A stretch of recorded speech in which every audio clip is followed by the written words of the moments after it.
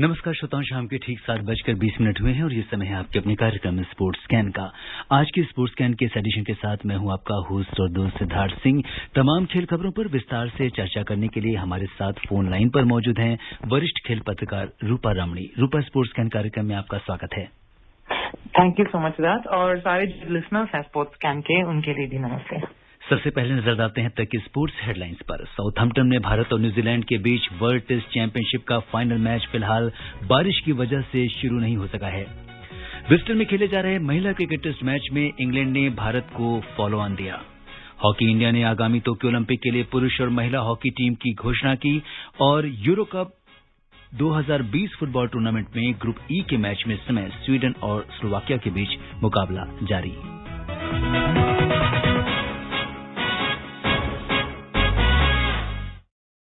और सबसे पहले बात करते हैं क्रिकेट की। साउथहैम्पटन में भारत और न्यूजीलैंड के बीच वर्ल्ड टेस्ट चैंपियनशिप का फाइनल मैच फिलहाल बारिश की वजह से शुरू नहीं हो सका है और लंच की घोषणा कर दी गई है।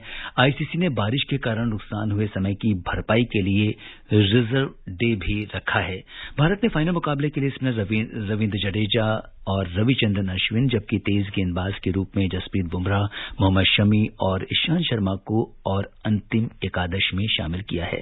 विकेट कीपर बल्लेबाज ऋषभ पंत 6 नंबर पर बल्लेबाजी करेंगे, लेकिन फिलहाल मैच बारिश की वजह से रुका हुआ है। और रूपा, इस समय भारत के साथ पूरा विश्व जो है इस मैच पे, इस फाइनल मैच के ऊपर अपनी नजर बनाए हुए है, लेकिन जिस तरीके से मौसम ने थोड़ा सा इसमें मैच में डिले कर दिया है, और क्या कुछ कहेंगे आप?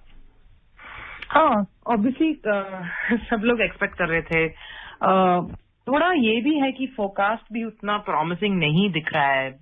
काफी शावर्स एक्सपेक्टेड है, ना कि आज बट आने वाले दिनों में भी। सो होपफुली वो शायद नहीं होगा, क्योंकि ये एक बहुत ही बड़ा मुकाबला है। सब वेट कर रहे थे इसी फाइनल के लिए, स्पेशली दो काफी कंपेरेंट टीम्स हैं, इंडिया, न्यूजीलैंड। हालांकि एडवांटेज और जो कि एटलीस्ट जो एज सब दे रहे हैं वो इंडिया को दे रहे हैं, because as a test team शायद पिछले कुछ महीनों से काफी डेवलप, काफी इम्प्रूव हुए हैं। दे formed a very formidable opposition, ना कि इंडियन कंडीशंस में लेकिन ओवरसीज में भी। और जो ऑस्ट्रेलिया के खिलाफ जो जीत उन्होंने हासिल किया था ओवरसीज, आई थिंक उसके बाद उनका जो एक रूप, एक टेस्ट टीम, एक टेस्ट आउटफिट के तौर पर, एंड विराट कोहली की कप्तानी काफी उभर कर आई है, and it's matured over the last couple of years specially.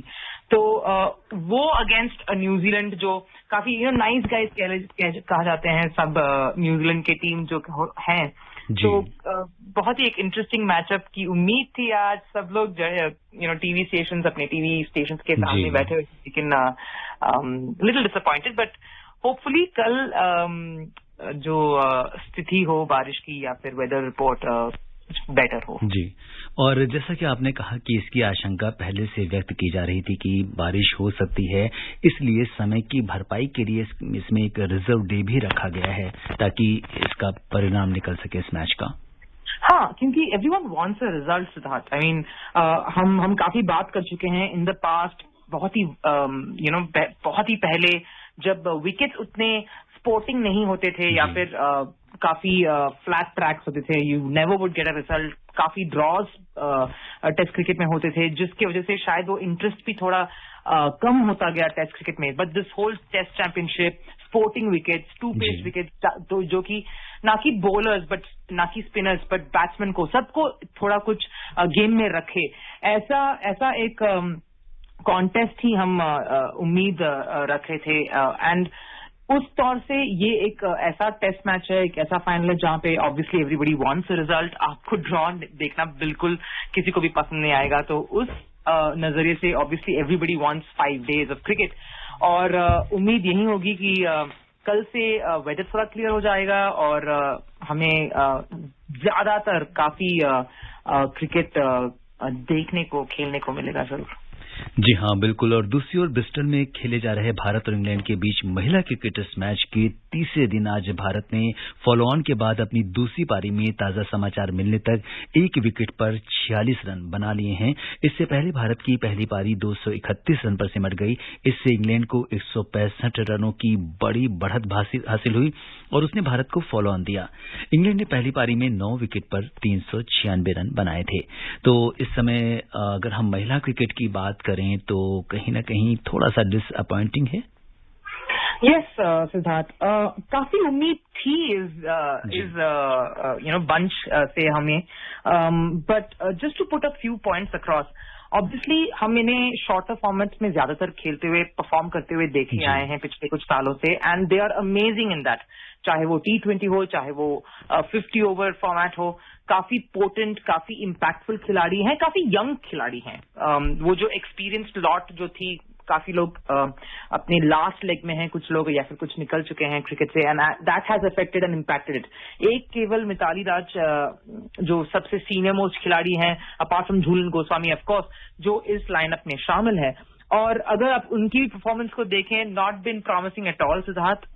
काफी डिसअपॉइंटिंग स्कोर्स काफी लोगों से रहा है, स्पेशली जो सीनियर खिलाड़ी जिससे हमें ज्यादा उम्मीद थी, चाहे वो मिताली राज हो या फिर हरमनप्रीत हो, पूनम राउत, इनसे काफी उम्मीद थी, और शायद ये उनको थोड़ा हर्ट करेगा फॉर श्योर। और अगर इस इनिंग्स को, इस मैच को उन्हें बचाना है समहाउ, तो बहुत ही डिफिकल्ट जरूर होगा सिद्धार्थ, एंड इन लोगों को ज्यादा कंट्रीब्यूट करना पड़ेगा, because you can't put.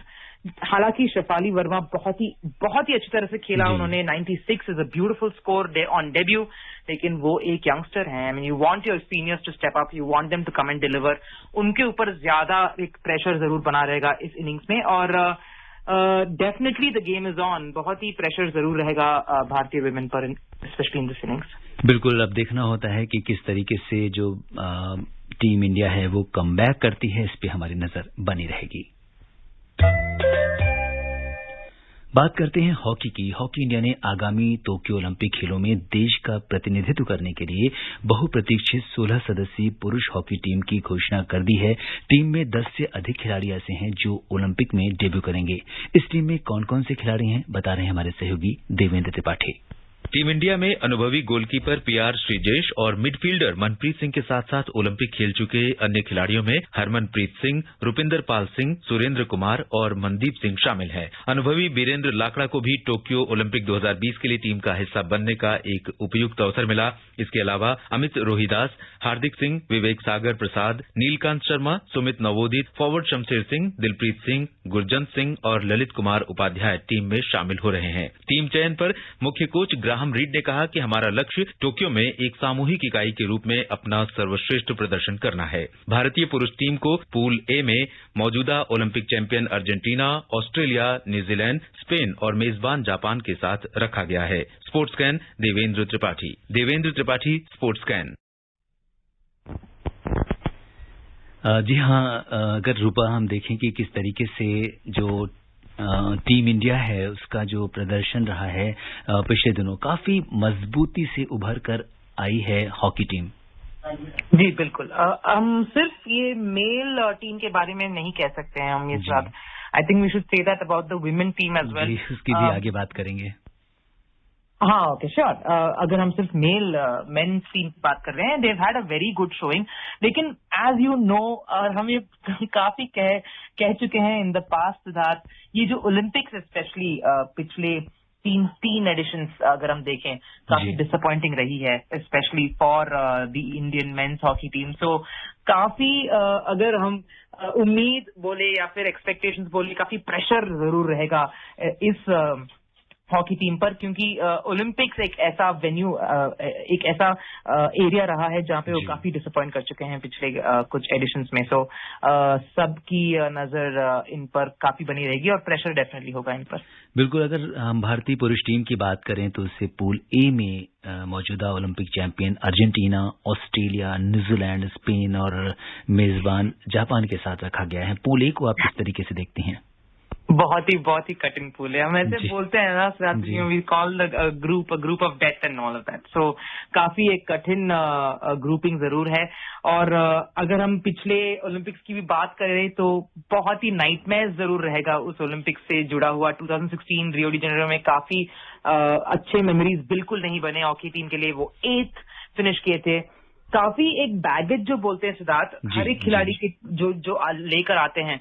It's not just about कि ओके ये मेमोरीज रहे हैं, काफी 3 साल पहले के हैं, 4 साल पहले के हैं। सिर्फ वो ही नहीं है, हम एक पैंडेमिक के टाइम पर खेल रहे हैं। काफी टाइम से वो कंसिस्टेंसी और मैच प्रैक्टिस नहीं रही है, काफी प्रेशर है और ये एक आसान ग्रुपिंग नहीं है। So all of that is going to put a lot of pressure for sure Siddharth. लेकिन एक बहुत ही कॉन्फिडेंट और एक्सपीरियंस टीम है, Sreejesh and all those guys बहुत ही सालों से इस टीम को रिप्रेजेंट कर रही है, इंडिया को रिप्रेजेंट कर रही है। तो बिल्कुल उनसे काफी बहुत उम्मीद रहेंगी। जी बिल्कुल, देश की उम्मीदें इस टीम के साथ हैं। महिला हॉकी की बात करते हैं। भारत ने आगामी टोक्यो खेलों के लिए 16 सदस्यीय महिला हॉकी टीम चुनी है, जिसमें 8 खिलाड़ी ओलंपिक डेब्यू करेंगी, जबकि इतनी ही अनुभवी खिलाड़ी शामिल हैं। क्या कुछ खास इस टीम में, बता रहे हैं हमारी सहयोगी नईम अख्तर। टीम इंडिया में युवा और अनुभवी खिलाड़ियों का अच्छा मिश्रण है और 8 खिलाड़ी 2016 रियो ओलंपिक में भारत का प्रतिनिधित्व कर चुकी हैं। भारतीय महिला हॉकी टीम की कप्तानी की जिम्मेदारी star striker Rani Rampal संभालेंगी। Olympic में डेब्यू करने वाली 8 खिलाड़ी ड्रैग फ्लिकर गुरजीत कौर, साथ ही उदिता, निशा, नेहा, नवनीत कौर, शर्मिला देवी, लाल रेम सियामी और सलीमा टेटे हैं। लाल रेम सियामी टीम में जगह बनाने वाली मिजोरम की पहली खिलाड़ी हैं। टेटे ने ब्यूनस आयर्स में हुए 2018 युवा ओलंपिक खेलों में भारतीय टीम की अगुवाई की थी, जिसमें रजत पदक जीता था। पिछले ओलंपिक में टीम का हिस्सा रही 8 अनुभवी खिलाड़ियों में कप्तान रानी के अलावा गोलकीपर सविता, दीप ग्रेस एक्का, सुशीला चानू, पुखरामबाम, मोनिका, निक्की प्रधान, नवजोत कौर और वंदना कटारिया शामिल हैं। टीम में महज 1 गोलकीपर सविता, 4 डिफेंडर, 6 मिडफील्डर और 5 फॉरवर्ड हैं। भारतीय महिला हॉकी टीम तीसरी बार ओलंपिक खेलों में शिरकत करेगी और ये लगातार दूसरी बार है। भारतीय महिला हॉकी टीम के मुख्य कोच सोर्ड मारिन ने कहा, इस टीम ने पिछले कुछ वर्ष में काफी कड़ी मेहनत की है और लगातार प्रगति की है। इस समय टीम यहां भारतीय खेल प्राधिकरण के केंद्र में चल रहे राष्ट्रीय शिविर की तैयारियों में जुटी है। उम्मीद है कि टीम की मेहनत पदक के रूप में रंग लाएगी। Naeem Akhtar, sports scan. जहां इस समय जो भारतीय टीम है वो खेल प्राधिकरण के में राष्ट्रीय शिविर में तैयारी कर रही है ओलंपिक की, क्या कुछ कहेंगे इस टीम के बारे में, जबकि 8 खिलाड़ी ओलंपिक डेब्यू कर रही हैं? बहुत ही प्रॉमिसिंग। और ये जो हार्ट वार्मिंग स्टोरीज की हम बात करते हैं Siddharth, that's what this is. We always look for those youngsters, those debutantes. मैं एक के बारे में जरूर कहना चाहूंगी, नेहा गोयल। उनकी mother, she used to work in houses as house help. उन्होंने इतना प्रोत्साहन दिया था अपनी डॉटर को जाके खेलने के लिए, उनको बढ़ावा दिया और आज वो रिप्रेजेंट करने वाले इंडिया को। ऐसी स्टोरीज ही हम उम्मीद रखते हैं, ऐसी स्टोरीज के लिए हम तरसते हैं। And that's what Indian women's hockey represents in some sense. और बहुत सारी उम्मीद है इस यंग टीम के साथ, a mixture of experience and youth. काफी उम्मीद है और ये अच्छे रोड में है। They are on a good consistent run. तो यही एक्सपेक्टेशन है टोक्यो में भी। बिल्कुल, तो यही उम्मीद करते हैं कि टीम की मेहनत पदक के रूप में रंग लाएगी। बात करते हैं ओलंपिक की ही। टोक्यो ओलंपिक खेलों के आयोजन में अब जबकि 40 दिन से भी कम रह गए हैं। आकाशवाणी समाचार द्वारा जारी विशेष श्रृंखला में हम आज स्पोर्ट्स स्कैन कार्यक्रम में बात करेंगे नौकायन में ओलंपिक कोटा हासिल कर देश का गौरव बढ़ाने वाले खिलाड़ी विष्णु सरवन की।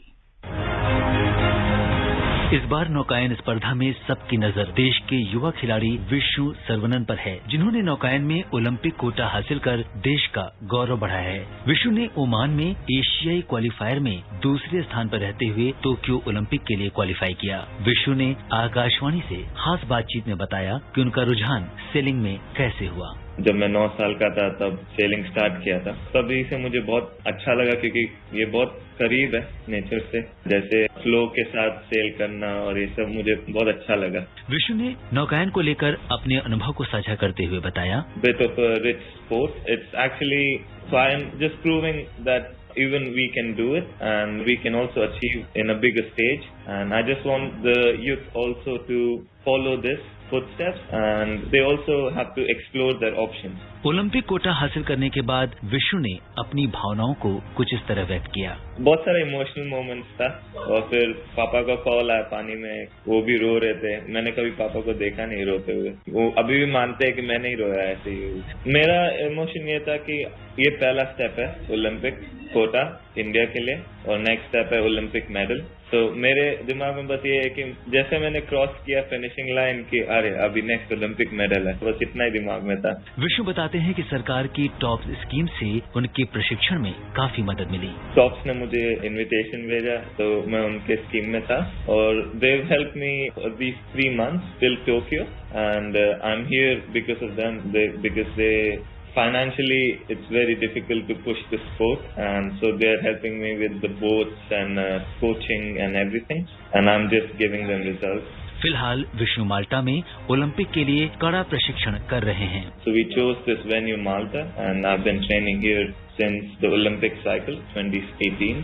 विष्णु ने सेलिंग में करियर बनाने वाले बडिंग प्लेयर्स से कहा, Just keep sailing and there's going to be a lot more competitions in the future. Because of COVID, all the competitions have been dropped down, but just keep pushing and just learn more and more. Vishnu जिंदगी को लेकर बहुत सकारात्मक हैं और उन्होंने अपना नजरिया कुछ इस तरह व्यक्त किया। I would just say don't lose hope and we keep believing and keep fighting for what you want. पूरे देश की शुभकामनाएं विष्णु सर्वनन के साथ हैं और उम्मीद है कि टोक्यो ओलंपिक के महासागर में उनकी नाव सबसे आगे रहेगी। जी हाँ श्रोताओं, विष्णु सर्वनन की आकाशवाणी समाचार के साथ ये खास बातचीत आप सुन सकते हैं इस कार्यक्रम के स्पोर्ट्स ज्ञान के तुरंत बाद हमारे कार्यक्रम सुर्खियों में। और रूपा, अगर विष्णु की बात करें तो किस तरह से आप देखती हैं उन्होंने ओलंपिक कोटा हासिल किया है नौकायन में? हाँ, काफी द वे हम उसको उनको अगर हम सुनते हैं, we were listening to him, ऐसा लगता है कि कितना the blood and the sweat that has gone beyond it. वो इतना इंस्पिरेशनल है, काफी जब बात करते हैं it's very inspiring. It will be difficult for sure क्योंकि वो ऐसा प्रोफेशन, वैसा स्पोर्ट डिसिप्लिन में है जो काफी मुश्किल है। बट अगर हम एक सेलिंग में अगर कुछ एक उम्मीद रखते हैं तो ऑब्वियसली विष्णु पर काफी उम्मीद रहेगी। जी हाँ, पूरे देश की उम्मीद उनके साथ जुड़ी है। बात करते हैं यूरो कप की। यूरो कप 2020 फुटबॉल टूर्नामेंट में ग्रुप ई के मैच में इस समय स्वीडन और स्लोवाकिया के बीच मुकाबला जारी है और हाफ टाइम की अगर हम बात करें तो कोई भी टीम गोल नहीं कर सकी है। आज ही ग्रुप डी में क्रोएशिया का मुकाबला चेक गणना से, जबकि आज देर रात इंग्लैंड का सामना स्कॉटलैंड से होगा। क्या कुछ कहेंगे इसमें? ऑब्वियसली एक बहुत ही मस्ट विन है स्वीडन के लिए। अगर हम वो ग्रुप को देखें तो Slovakia is looking very well placed. Sweden needs to get some points up क्योंकि ड्रॉज काफी हो चुके हैं उनके पिछले 2 मैचेस में, तो this is a must win for them. और ओवरऑल अगर हम देखें तो काफी, Belgium is looking good, Italy 2-2 wins के साथ, नेदरलैंड्स। सो इनिशियल स्टेजेस है लेकिन काफी एक्साइटिंग जरूर होगी इन अ फ्यू मैचेस।